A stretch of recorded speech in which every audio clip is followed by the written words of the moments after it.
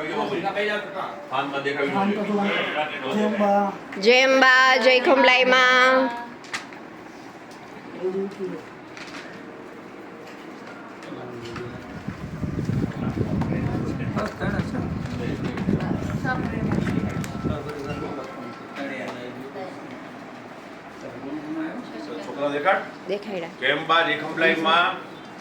આવનારી 24 તારીખથી 24/11/2024 અને રવિવારે બપોરે 4 વાગ્યાથી જાગનાથ મહાદેવ મંદિરેથી નગરયાત્રા કે શોભાયાત્રા શ્રીમદ ભાગવત મહાપુરાણ કૌશિકભાઈ, હસમુખભાઈ રાવલ અને હસમુખભાઈ ચીમનલાલ રાવલ પરિવાર, ધંધુકા અને ચોકડી 14 વિશ્વજ્યોત સોસાયટી.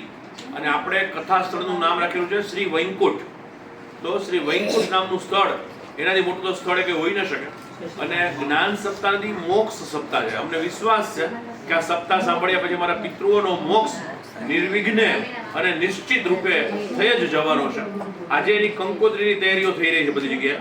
અને આખો સ્વયંસેવકની ટીમ બધા લખી રહ્યા છે, કંકોત્રી બનાવી રહ્યા છે. પૂર્વા, વર્ષાબેન પેલા, પછી પૂર્વા, લાલાભાઈ અમારા, ઓમભાઈ, તત્સતભાઈ, શૈલેષભાઈ, વિશ્વાબેન, વંદના, જય કમલાઈમાં ટીમ રાખેલી છે. ગીતાબા, કૌશિકભાઈ, હસુભાઈ, હું, હેતલ.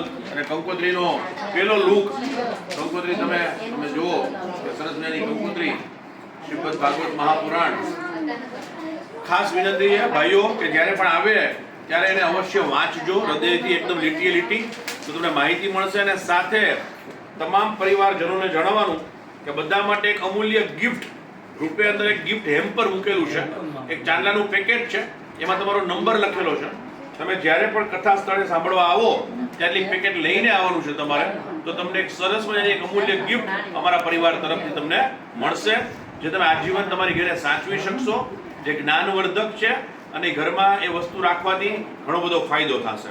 તો એ ચાંદલાનું પેકેટ સ્પેશિયલ એના પ્રતિક રૂપે અને સૌભાગ્યના પ્રતિક રૂપે મોકલેલું છે. પણ એ લઈને આવશો તો જ તમને ગિફ્ટ મળશે. જય અંબા, જય ખંભલાઈ માં, કેવળ તુજ કરુણા.